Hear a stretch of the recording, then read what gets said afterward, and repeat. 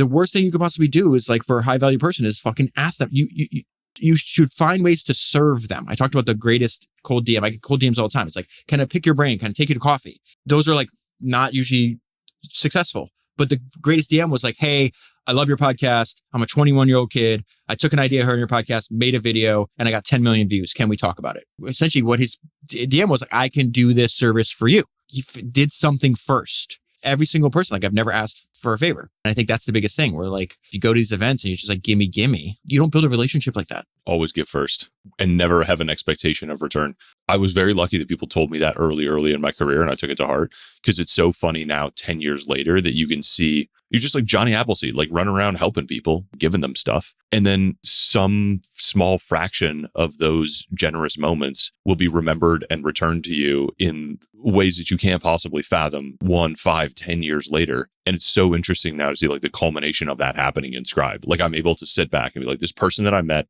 10 years ago that we spent a few hours together, all of a sudden pop back up. It is just absolutely wild. And even if there wasn't a return, I think people misunderstand, and it's something that's present in these biographies. It's like what Rick said about he was with Sam Zell on his deathbed. Sam had $10 billion, like knew everybody in the world, built incredible businesses. He wasn't talking about his business achievements. When he knew he was dying and he fucking knew he was in his last hours, he talked about relationships. He talked about the experiences they had, the motorcycle trips they went on, the times they went to Malibu with their wives, like all that other stuff. I told you, it's like, I've been telling no to every single other person to go on their podcast. I will get to them, but I just went through this fucking hell. Look at this.